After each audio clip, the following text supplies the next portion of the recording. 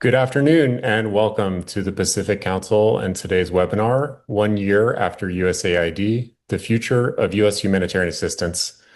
My name is Sam Vigersky. I am an International Affairs Fellow at the Council on Foreign Relations. I research and write about humanitarian aid in this profound moment of disruption that we're experiencing. It has been over 12 months since the Trump administration dismantled USAID, an agency with a rich history over 65 years that included feeding billions of people, responding to hundreds of hurricanes and earthquakes around the world, and perhaps just as important, generations of inspiring other countries for what international cooperation might look like and how they can participate in it. It has been a dizzying year, and to help us make sense of that, we have three extraordinary panelists today to unpack what's happened, what the current state of affairs looks like, and what we should expect next. I'm honored to introduce Tyler Beckelman, non-resident scholar of the Africa program at the Carnegie Endowment for International Peace, Dr. Ebenezer Obadare, Douglas Dillon Senior Fellow for Africa Studies at the Council on Foreign Relations, and Michael Schiffer, Associate Fellow, Technology, Trade, and Geopolitics program at the International Institute for Strategic Studies. We're going to have a 30-minute discussion between the panelists and myself. Please drop some questions in. We'll get to them after that initial 30 minutes and look forward to hearing your thoughts on this important discussion. Without further ado, I'm going to turn it over to the three panelists for some opening remarks. So Tyler, over to you. Thanks so much, Sam, and tremendous thanks to the Pacific Council for putting this on. It's it's really a great honor to be with you again and to have this conversation with Ebenezer and with Michael and Sam.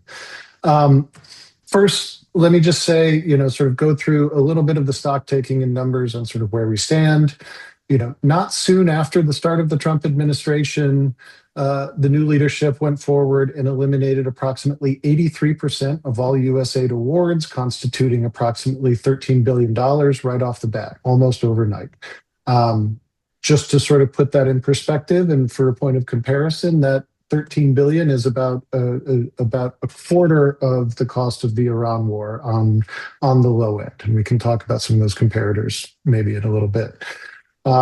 Between fiscal years 2024 and 25, there was a 46% overall cut in foreign assistance in money that was appropriated by Congress. And the lion's share of that cut, the biggest share, approximately 60%, were in the accounts that fund like humanitarian assistance, disaster response to different emergencies. And so while a lot of the media has been focused on cuts to global health and some of the changes in how we prepare and fund pandemic preparedness and other things, there were many other sectors like good governance, disaster readiness, water and sanitation, education, even trade and investment support that were cut out almost completely to the point of being non-existent. In terms of the workforce, and I apologize if you hear my dog barking in the background, only about 700 of USAID's 10,000 plus workforce were transferred over to the State Department. So about 1 in every 14 USAID staff who were working for the agency, including the more than 5,500 foreign national staff that work for USAID across the globe, made it over to the State Department and had their jobs reserved. The rest of the people were effectively fired. And then to put that in perspective, even though there was only actually approximately about a 50% cut in U.S. foreign assistance, the overall cut to the workforce was 93%, which is quite significant. So what has been the impact, right? And I can really sort of mostly talk about the impact in Africa since that was my area of expertise in working for USAID. Thankfully, I think we can say, pretty assuredly that the worst case scenarios have not been brought to bear. There was a Lancet study that predicted close to, 14 million excess deaths as a result of USAID's dismantling and closure by 2030. I don't think we've seen something quite on that scale just yet, partially because the administration has kept a lot of global health programs and others intact. But the human toll has still been extraordinary. Um, and also very, sort of deeply troubling. Hundreds of thousands of people have been cut off from antiretrovirals. We're seeing the largest Ebola outbreak in the DRC's history and the second largest in recent memory. We've seen a doubling of cholera deaths in Africa just in the past year and a half.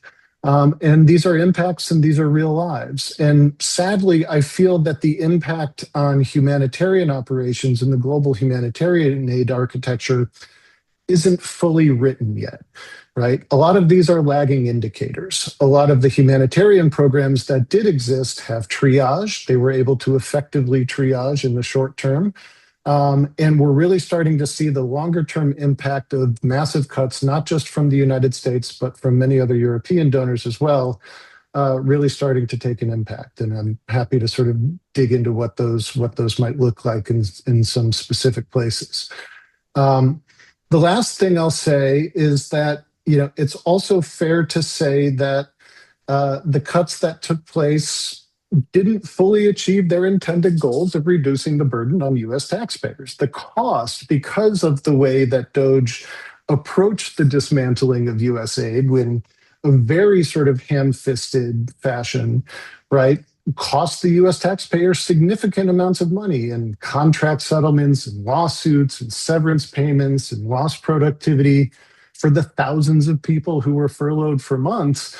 And so the tab just to dismantle the agency has reached a level where it really calls into question whether or not this actually really did save the U.S. taxpayer any money relative to what was being spent. And so I think on all of these fronts, from the sort of simple financials of it to the sort of moral and strategic deficit that's come as a result of this, I think it's fair to say that what has been done to USAID has been a moral, a strategic, and a financial failure that will have long-term implications for U.S. power and U.S. interests in the world. So I'll stop there and happy to dig in more as we get going.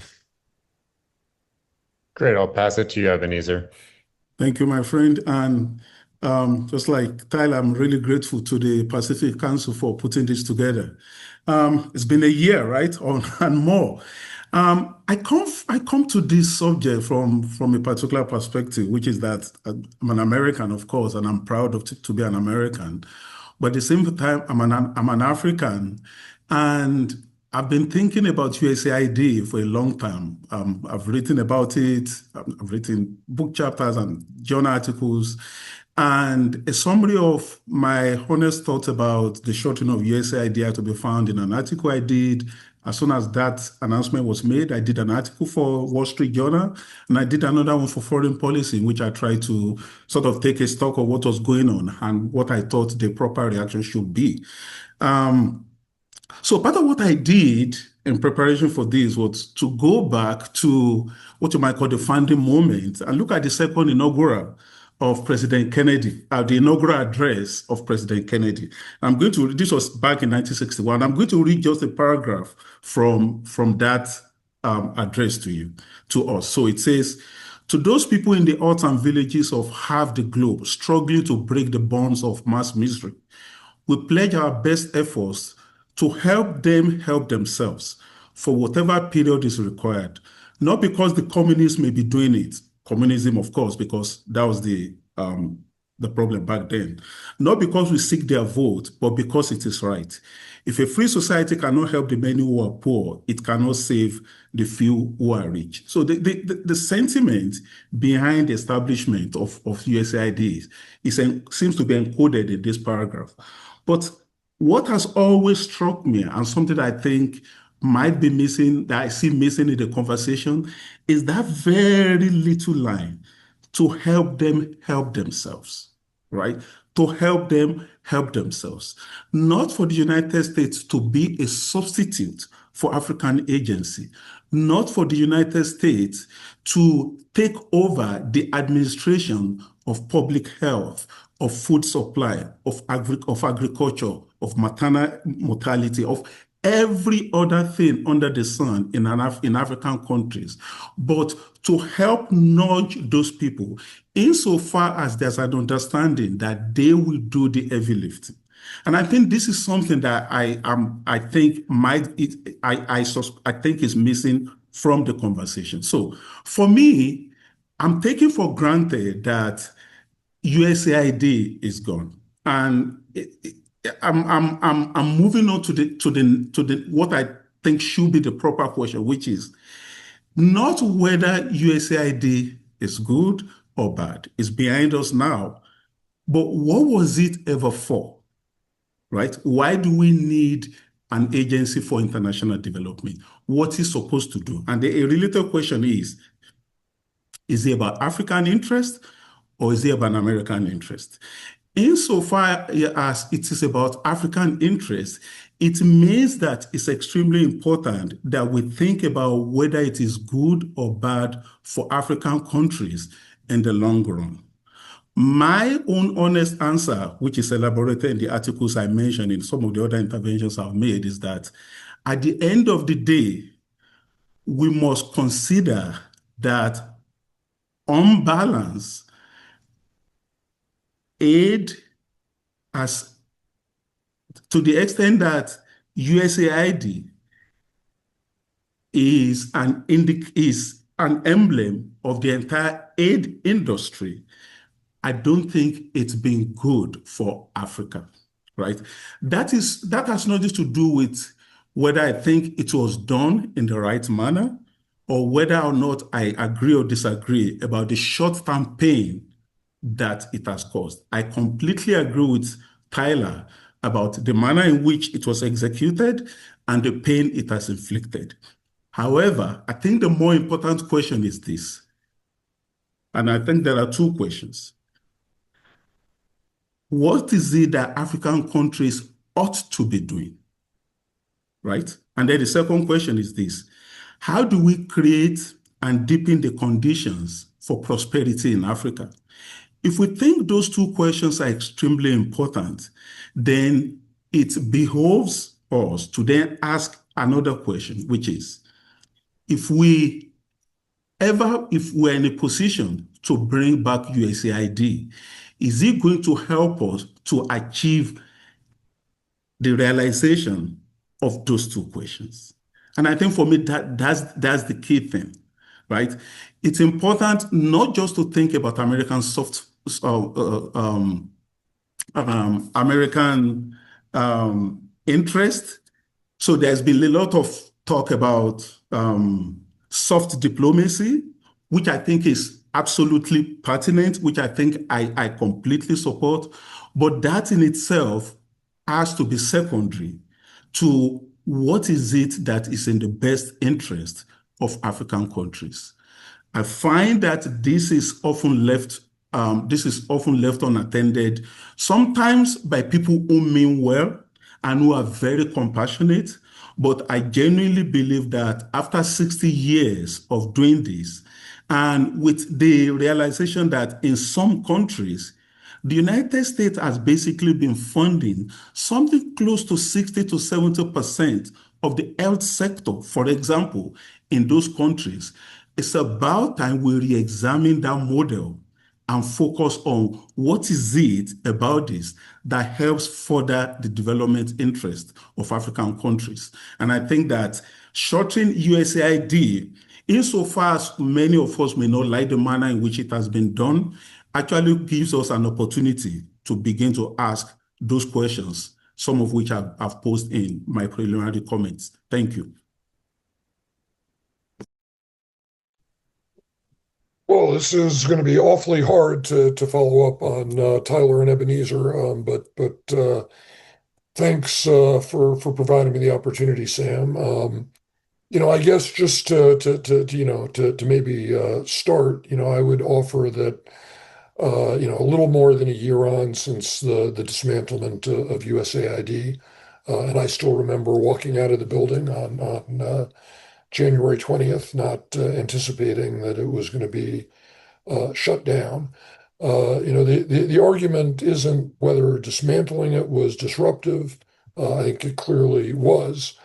The argument that I think we have now is whether what replaces it can do two things that only a government can do. And this may be a partial answer to Ebenezer's very good questions. Provide surge capacity, and whether that's on humanitarian assistance and disaster relief, or whether that's for economic development or for governance, and hold a position for 10 or 15 years that can then catalyze an enduring change. I would offer we got a partial answer to this question in Asia, which is the area that I've worked at USAID. 2 weeks ago, when a magnitude 7.7 earthquake hit Flores Island in Indonesia. Indonesian authorities now count some 100 dead, 1,600 injured, and 180,000 displaced. Landslides have cut highways. Hospitals are treating people outdoors that will very likely, further compound the health risk. And if you look for the American response, you'll find a counselor alert telling American citizens to seek shelter.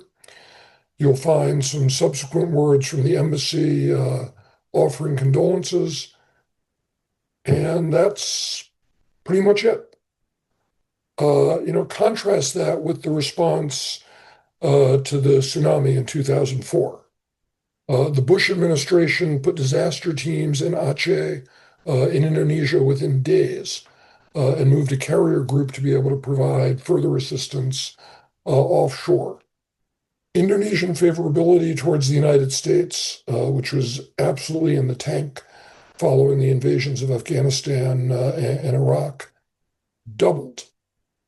Every significant piece of the relationship that we have built in Indonesia, and with the larger ripple effects that's had across Southeast Asia over the past 2 decades, was built on the ground of that tsunami response. Nobody scored what we did, on return on investment. And yet I would offer, if you think about American foreign policy, American national security interest, it returned more than pretty much anything else that we did in Southeast Asia that decade. That said, I wouldn't argue that reform or change at USAID and the way in which the United States approached development was unnecessary, right? And Ebenezer asked all the right questions. USAID was built in 1961 for a world of newly decolonialized states, looking at bilateral aid as Cold War currency, and at a time when American economic primacy was so total that we could treat generosity as essentially costless. That world is gone. Most of our partners in Asia are middle income. Capital markets reach places now that once only had donors. Remittances, and this is especially so in Latin America, but also across Asia, dwarf aid flows in dozens of countries. And we're now in a strategic competition that the 1961 architecture was simply not designed for. So the case for reform was real, and anybody who sat in USAID knew it. Reasonable people wanted a faster agency, one that was more strategic, one that was better tied to economic and technology competition. So the ground was ripe for reform, and a lot of serious thought had gone into what that should look like at USAID itself. Unfortunately, what we've gotten over the past year has answered none of the needs of what a serious reform of our development and foreign assistance apparatus would look like. If anything, to the point that Tyler made earlier, it simply removed the capability instead of reforming it. We fired people who knew how to run programs and announced that the private sector will take over, which confused a critique of the instrument with the elimination of the mission. I think as Tyler and Ebenezer touched on, the question that we have right now is what to build, because there's no going back. And unfortunately, there's no indication that the administration is moving forward to build something new in any strategic sense, or with any organizational focus to create new capacity. In fact, 34 days from now, 33 days from now, some $7.5 billion in international affairs funding will expire. Over $3 billion of that is global health. As at the end of July, for global health, only $262 million have been obligated, under 9%. And as we think about the challenges that we face in Southeast Asia and Africa, in Latin America, I don't think there's really much of a question that additional support for global health funding is needed to be able to create the sort of systems and capacity and self-sufficiency that we need to see. So you read that potential expiration of $7.5 billion as intent, and it's last year's effort to do a pocket rescission that is, fighting again. You read it as capacity, which I do, and it means that state cannot push money through a pipeline it spent a year dismantling, and that's far worse, right? Policy choices can be reversed with new Congresses and new administrations. An obligation pipeline can't be. Congress appropriated $50 billion against a $30 billion request, and it won that fight on paper at least. But it's now losing it on the calendar. And the White House has already told Congress that it's going to spend $1.35 billion of that global health money closing out USAID. So basically paying for the USAID teardown, as Tyler flagged and talking about how DOGE worked or didn't work, out of a budget that was meant to provide real assistance to real people. And if you look at the administration's FY27 request, it tells you what the administration thinks development is for. $13 billion for critical minerals. Global health cut by $4.3 billion. Food for peace, zeroed out. So, I think it is quite transparent, where the administration is looking to go. And as I would offer and happy to discuss, that has real strategic implications, particularly as we think about US-China competition and how to shape the new world when we're entering into. But the deeper cost, really isn't about China or about strategic competition at all. For 30 years, the argument for the Western model was that governance standards, transparency, competitive bidding, and institution building produce better outcomes for sustainable development, to answer the sorts of questions that Ebenezer was getting at.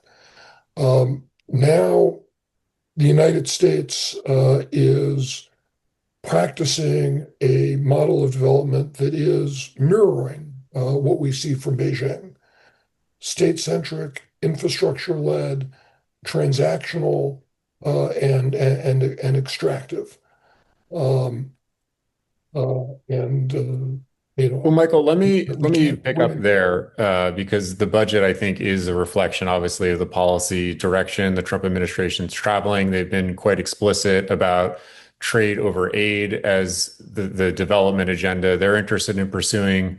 Ebenezer, when you wrote those pieces you referenced in the Journal and FP last year, you described it as an opportunity for Africa and African countries to reset the terms with the United States about how the development agenda looks, that it wouldn't just be a one direction of travel, but as you say, one of self-sufficiency and independence long term. So what does the trade over aid agenda look like to you? Is it in the current form that the Trump administration is describing it? And to the extent you want to talk about in the continent itself, how governments themselves see that type of language and approach to engagement, what it is being received with, positively, negatively, it would be interesting to hear. Yeah. Thank you. To speak about trade over aid is to be a plagiarist, right? In the development discourse. It's been there forever. If you go back to the early 1960s, when African countries were becoming independent, if you look at the speeches of Nyerere, Nkrumah, Azikwe, Awolowo, Nkrumah, in every part of Africa, I bet you there's a paragraph where everybody says, insofar as we're going to need help from Western European countries, from North America and all of that, ultimately we'll prefer trade over aid. And what has happened in the aftermath of structural adjustment in the 1980s was that discourse actually ramped up. But it was just one part of a conversation. The other part of that conversation is that there's been a lot of disaffection about how USAID or the aid development interface itself, how it has unfolded in African countries. So that was why I wrote those two pieces. I wasn't being terribly original when I spoke about, trade over aid. I was basically reflecting what was the conversation that was taking place in African countries at the time. And that conversation continues. And if you look at the pattern of conversations since then, you see that there are many African scholars, not just me, right, who have written, who have said, okay, now there's an opportunity for the first time in decades to pump the brakes and to ask questions that recipient countries have been asking. One of which, how does aid lead to development? Is this really about development? Insofar as it's about development, is there any country that takes the route of dependency on aid to development? If that's not, if you can't find substantiation for that, what do African countries do next? So that's one question. And the second question has always been, how do you make sure that these, at the end of the day, Africa and the United States benefit at the same time? And I think one danger of that, I think something that has come out is the whole idea that you can actually have soft diplomacy that does not entail just donating money to countries, almost like paying some blood money or some bribe to say, okay, I'm just going to give you this so that I can advance my own interest in your backyard. And I think that's why I wrote those pieces. And my sentiment, again, which is not terribly original, is there's an opportunity for those of us who care about Africa to listen to what Africans are saying, not just African scholars, but people within civil society, even people within government in Africa who are saying, please, don't just give us money. Let's trade, let's exchange goods, and let's have a broader conversation about how we develop, not just remaining permanent dependent on aid that come to us, annually.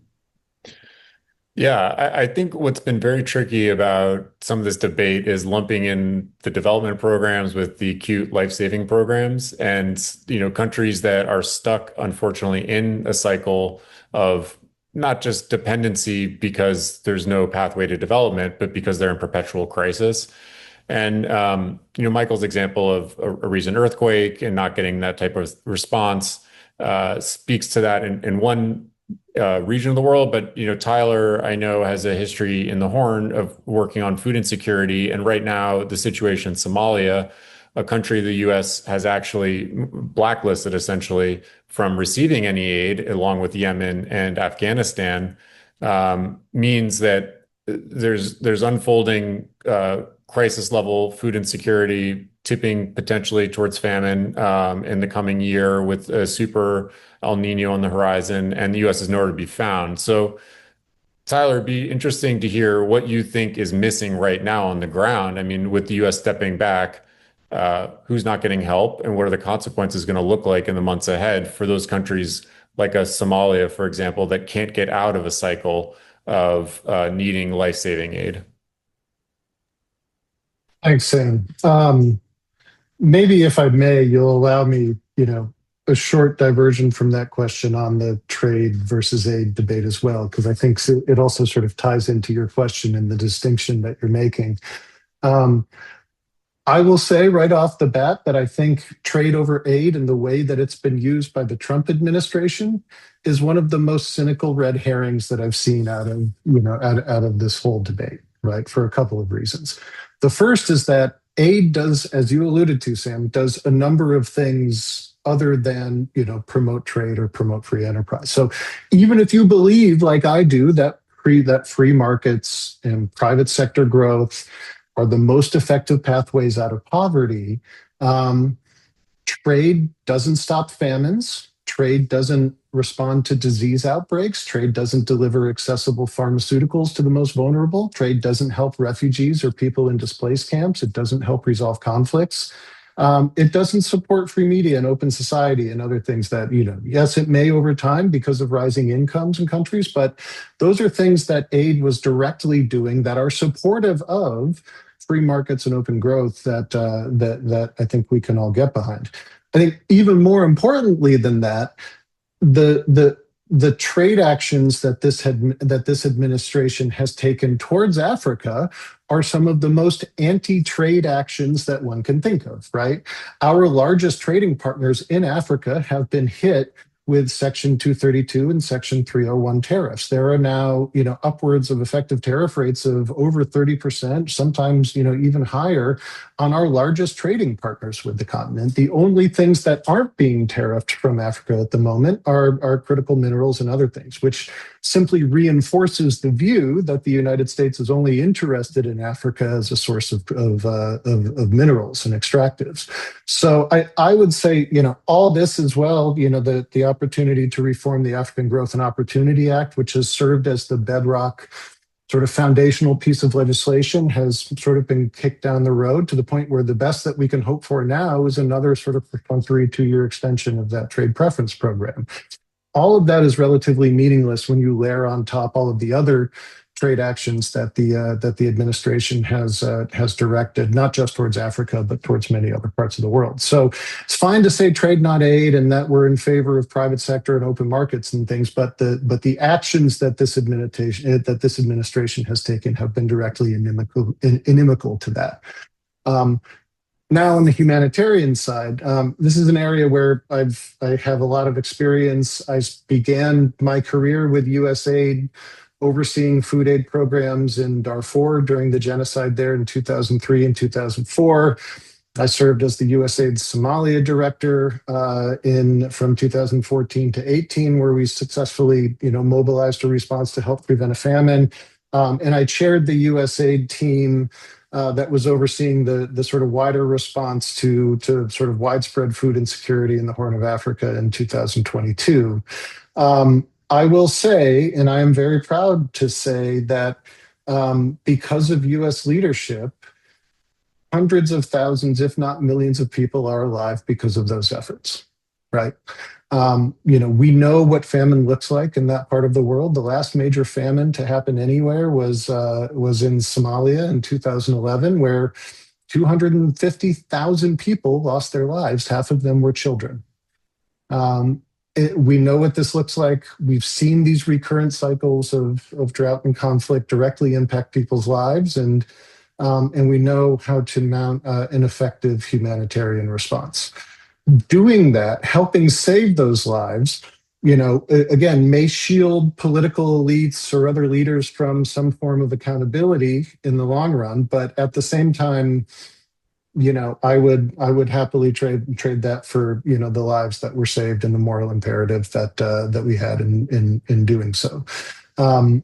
That said, looking out now, I think we're in big trouble. As I said in my opening remarks, a lot of the humanitarian impacts of these cuts, I think, are lagging indicators. And now we're looking at a situation just in Somalia, for example, where you have 1.9 million children under the age of 5 who are at risk of acute malnutrition. And the US, which has traditionally been a leader in mobilizing a broad international response, including with African partners, to these famines, has effectively shut down completely. There has been zero humanitarian aid from the United States to Somalia this fiscal year, like zero. And we've cut funding for the famine early warning system, which is the people that do the counting, the people that do the warning, the people that work with a whole network of Somali institutions to say, to help target the international relief effort when it does happen. So not only are we not providing any assistance, we've also cut off the assistance to the people who are actually doing the counting and the analytical work behind it.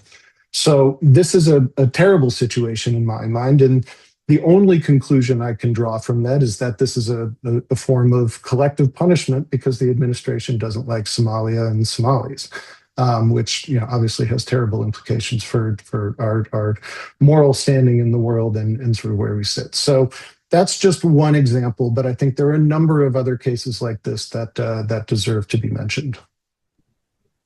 Michael, you want to come in on trade over aid? Yeah, if I can, and I will offer a case study from the part of the world that I work in, and excuse me, obviously with the caveat that every country is unique in its own ways, but that is the Republic of Korea, right? I mean, few of us now, as we listen to K-pop or peruse our Netflix queues, recall that in the 1970s, as late as the 1970s, the rates of poverty in Korea were roughly on par with what sub-Saharan Africa faces today. And it was a combination of aid and trade, not one or the other, not this false dichotomy, but creating an aid program that ramped up so that you could then, get the lines crossed for when trade could take over.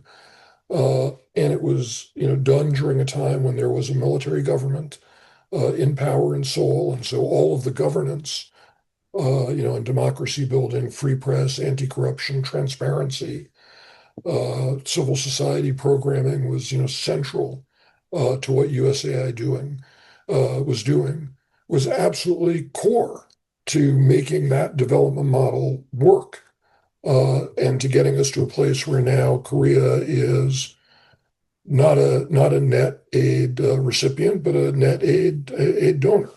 So I think there are examples and models for how the sort of development assistance that USAID championed, with all the need for reform that we have for our new world, actually did and does work. Well, let me ask a broader question about this change over time from when USAID was founded. I mean, you're quoting Kennedy, Ebenezer. Michael, you're talking about the extraordinary wealth the United States had 60 years ago. It's obviously a completely different moment. The struggle Americans themselves are feeling today is very real. The political moment demands attention here, and it makes the giving of funding overseas, even for life-saving aid, I think much more difficult to land in communities across the country who are trying to figure out where their own meals are going to come from. So what is the case that we should be making today for those who still believe in international aid, if it looks more balanced than it has in the past? How is it explained to the general public in a way that seems to be beneficial to them and to the countries that are receiving it? Who would you like to go first? Any of you guys, I'm not going to moderate who can speak, whoever wants to jump It's in. going to be Tyler or Michael, since I'm opposed to it. I, I think I'm happy to jump in. I'm sure Michael will have a far more eloquent, explanation than I will. I would say a few things on this.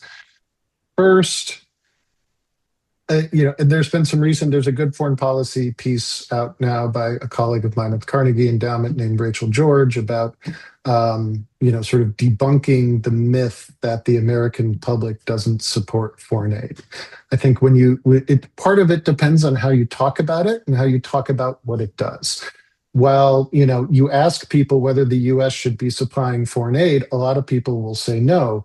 When you ask people if if the United States should be providing humanitarian and health assistance to helping provide humanitarian and health assistance to the world's most vulnerable people to save lives, they say yes, absolutely. Right? When you tell people that aid is less than 1% of the entire federal budget, they say, oh, that's not really that bad, right? I mean, so there are so I think the way that we talk about it, the way that it's framed in the media, is something that USAID didn't do a good job of. Proponents of foreign aid didn't do a sufficiently good job of.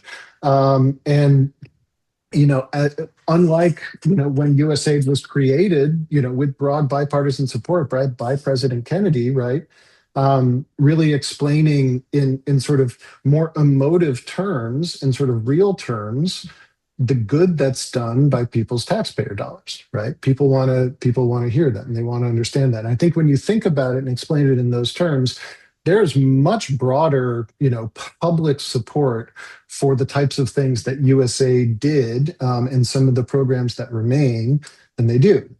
The other thing that I think is really important in this debate is, a lot of the sort of challenges that Ebenezer laid out were things that the agency was struggling to do in the first place and probably should have gone farther in the past, right? One of the I think positive things that may come out of this debacle is that the US government is going to get better at working directly with other governments on strengthening their own domestic health systems and putting money through, say, the government health system in Kenya or Zambia or places where we have a lot of support, rather than creating parallel structures to what domestically exists, right?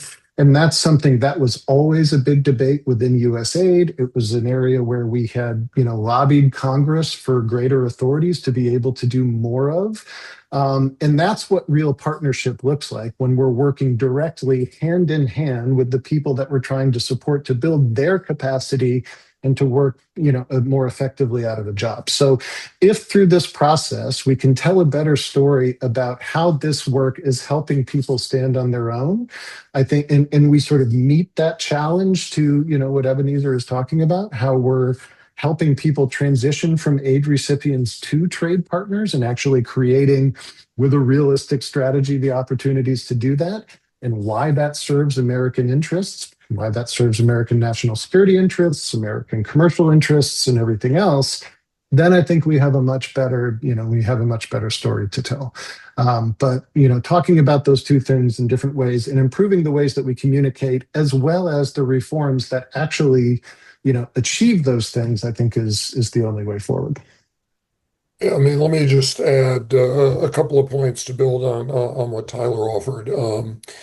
When you ask, and this is consistent polling data over years, when you ask most Americans how much they think the foreign assistance budget is, they'll say 25%, right? It's actually less, or was less than 1%. When you ask them how much it should be, they'll say, oh, about 10%, right? So if you actually plumb the support that the American people and the American public has for foreign assistance, humanitarian assistance, disaster relief, and economic development, it was about 10 times the amount of budget that we ever spent on foreign assistance.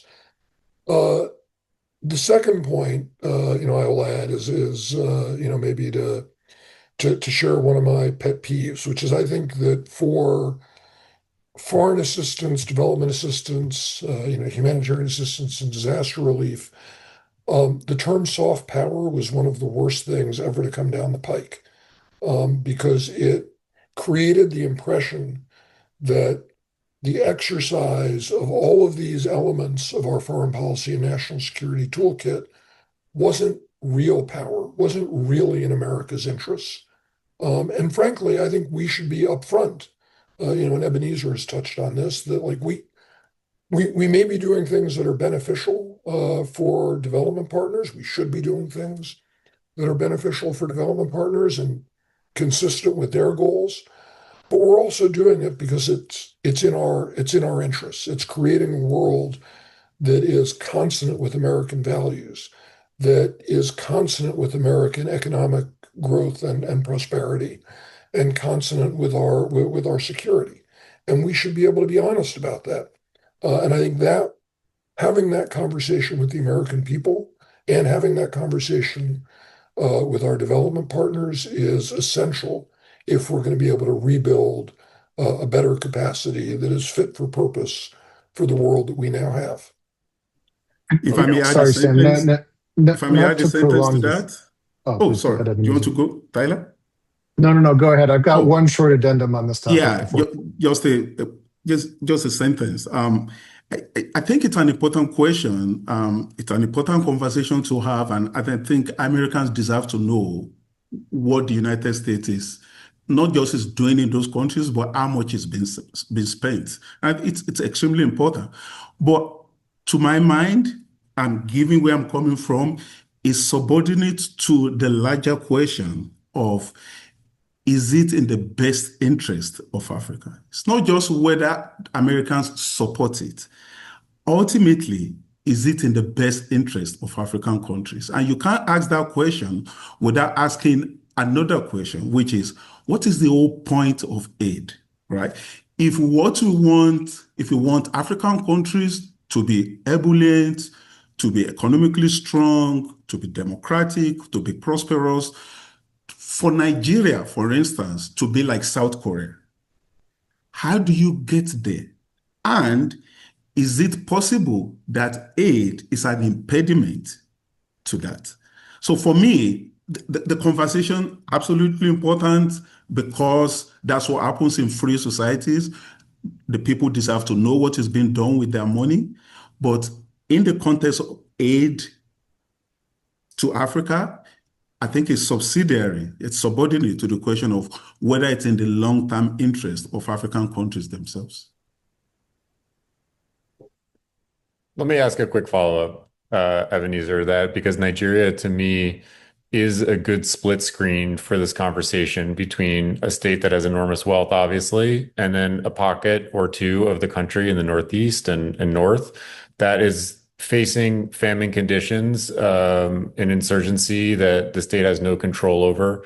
And the only people on the ground there are international organizations and local NGOs who are feeding people. So the stakes there are not between pathway to development. The stakes there are frankly life or death.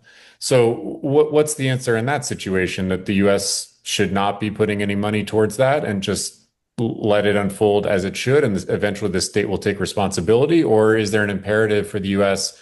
and others who do have the means to fund people who are on the ground to do that? So this is where it's a great question, and this is where we have an opportunity to talk about the responsibility of African states and the issue of good governance.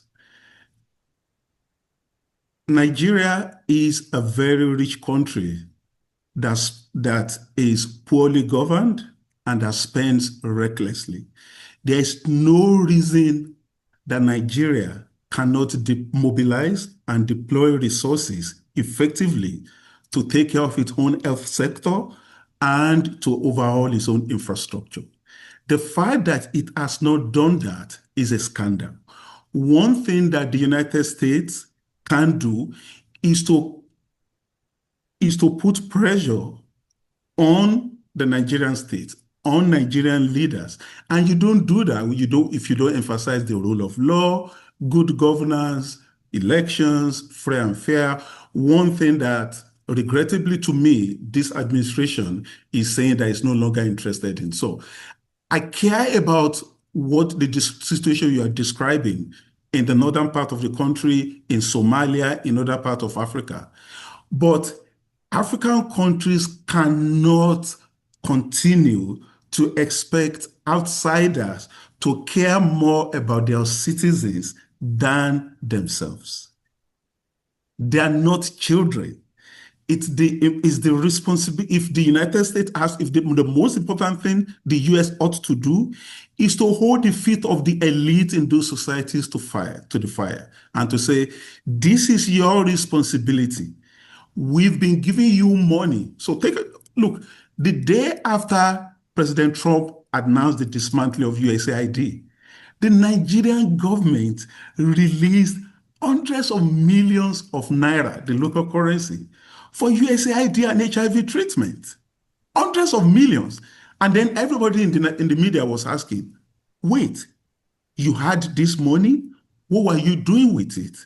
So insofar as there's an opportunity, it should be about asking legitimate questions of those countries, of those states, in order to hold their feet to the fire. And incidentally, in doing that, you'll be strengthening civil society in those countries, because you'll be asking precisely the same questions that people, the civil society, the media, the intelligentsia in those countries that they're asking. Tyler, do you want to react to that? Yeah, I mean, I think with all due respect, I'm sure you could ask the president, prime minister, and former prime minister of Somalia about the conversations that we had, back in 2022 and earlier. And those were extremely difficult conversations. So the idea that the provision of humanitarian assistance doesn't mean that the United States is holding those leaders' feet to the fire, I think, is a false one and isn't sort of borne out in practice. There were extremely difficult discussions. There are extremely difficult discussions happening right now with, the belligerents in Sudan about the humanitarian crisis there and what it means for humanitarian access. That has continued through into the Trump administration. While I agree with Ebenezer in the long term, there are also short-term imperatives that oftentimes need to be met. And as I said before, I think it's difficult to decide, to sort of consign over 1 million children under 5 to potentially perish or to be stunted for the rest of their lives, as a result of their current leaders' bad choices. That doesn't mean that you don't have a corresponding diplomatic effort to hold those leaders to account, to support civil society that is holding them to account, and to do a better job of reinforcing those systems of domestic accountability that'll make a difference and prevent future emergencies in the long run. So I come out a little bit more in the middle on this. There are short-term humanitarian imperatives, and there are ways to do this more effectively. And I don't, claim to defend everything that USAID has done in the past. I certainly think there have been, and I have seen, and also seen dismantled many of the dependencies that have been created through creating parallel, service structures. But I also, shudder to think what the outcomes would be and the human cost of what would exist if those programs didn't exist. Ebenezer, you look at the last, let's just say, year and a half. I mean, this is when the stop work orders began. You mentioned funding being released immediately for HIV treatment in Nigeria. Okay, what are the other changes you've seen happen, not just in Nigeria, but in other countries in Africa? And what tools do the United States have to force some sort of greater accountability with state resources in countries that have, oil revenues or other types of natural resources that are being misappropriated instead of going back to their own people? What are the 3 or 4 things, if you were in the Secretary of State's role right now, you'd be coming to the table and saying, do these, and I want to see the results. Otherwise, the U.S. isn't going to do this. I've actually been impressed by the ways some, not all African countries have responded. It's by no means the golden age of African agency, but some of the response has been quite impressive. So one corner of this that you might find interesting is the whole idea that I've forgotten the actual nomenclature now. So the agreement that the Trump administration is signing with individual African countries with respect to health infrastructure. And it's not the usual, okay, we'll give a bunch of money. So we'll give you a particular percentage and they will expect you to complement with some of your own money. But in exchange for that, we want access to some of your health data. I've been impressed by the way I think Ghana, I think Cote d'Ivoire, a couple of other countries, I think Kenya, the way they've responded. And I've been eager to point it out to people to say, okay, this is what it means when you put pressure on the government and at the same time, civil society puts pressure on the government. So you have countries where the administration is saying, maybe we can give you some of the data. And people within civil society, even within the medical establishment, journalists are saying, no, you can't do it. It's not your data. It's not safe. It's not what you should be doing. For me, as I said, again, it doesn't mean that everything is now hunky-dory, but it shows that when you apply pressure and you let countries know that the terms of engagement have changed, that the rules have changed, then you can actually get positive response from them. I hope that at the end of the day, we no longer go back to the old dispensation where January every year, the Minister of Health of a particular African country expects 80% of funding for the sector to come from outsiders. African countries want trade, not aid. Trade here is not just trade, it's a symbol for independence, right? It's to say, look, we're going to be responsible. We're going to stand on our own 2 feet. And you can't continue to do that and expect outsiders to help fix your hospitals, to help fix your schools. Why are you independent if you expect outsiders to continue to do those things for you? So I think in response to what the Trump administration has been doing, I think some of the response from key African countries has been very, very encouraging. Michael, looking across the Pacific, do you have any examples that seem to have a positive momentum in terms of the trade agenda moving forward or some of the conditionality of aid being a pathway to something more sustainable? I have to say in the Pacific, in Southeast Asia and Central Asia, it is not as positive a picture as Ebenezer was presenting. The administration's current administration's much more transactional approach, looking to extract from partners, has not landed well in a number of places.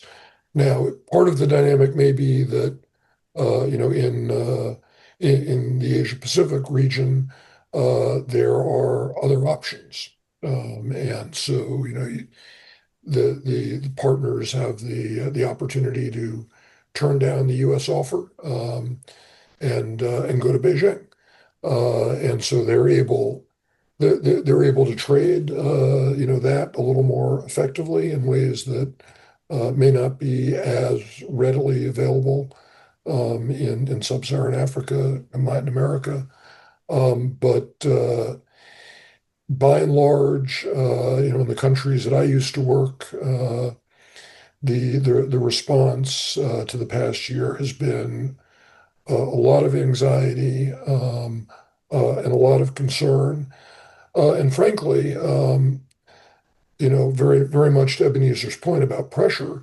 about concern that with the United States no longer putting pressure on countries like Vietnam or Cambodia or Myanmar, Burma, that things are running in the wrong direction, because putting pressure on those countries, as we worked our development partnerships, and as we worked economic development, and ramped up for greater trade engagement, was very much part of the model. We have maybe 2 minutes left. I'll open it up if any of you want to give a final word on the future. Obviously, plenty going on presently, lots of uncertainty moving forward. Um, Tyler, when you look in some of this humanitarian space, what do you see happening in the next 6 to 12 months as the US withdrawal becomes much more permanent and these disasters seem to grow worse? Well, I think the disasters are going to grow worse, and the human cost of that is going to become, I think, maddeningly and sadly very clear. Whether that galvanizes attention on this, I think remains to be seen. I think what I see as positives is that there's still a bipartisan consensus in Congress in support of U.S. foreign assistance, and the idea that this should be a part of the U.S. toolkit going forward. I do think this moment of rupture has created an opportunity to really systematically advance some of the reforms that we've wanted to see for a long time that help answer part of Ebenezer's challenges. I also think that that we're in a position now where we need to where this will generate a little bit more of a sort of momentum towards those catalytic investments that can create greater market opportunities, greater trade linkages, all of those other things. And so that's what I'm optimistic about. The thing that I would end on, and since we are talking to members of the Pacific Council, is actually just a plea, which is that to the members of the council, there are still hundreds, if not thousands, of ex-USAID employees who are some of the finest people in the world, people that have worked for those contractors. So if you're looking to hire people, hire a USAID alumni. They will be excellent for you. They'll become the backbone of your organization. So I would sort of end on that plea. I totally endorse final that. word. Yeah. Okay. Yeah. Great. Well, Tyler, Ebenezer, Michael, thank you so much for being part of this conversation. Pacific Council, really an honor to moderate this group and to have your membership interested in this topic. I hope this is the first of more to come on this. There's obviously no shortage of parts that we need to dissect and I think really get a hold of moving forward, and we'll be staying tuned. So thank you so much. Thank you, Sam. Thank you, Ebenezer and Tyler. Yeah, thank you. Thank you. Thank you, guys.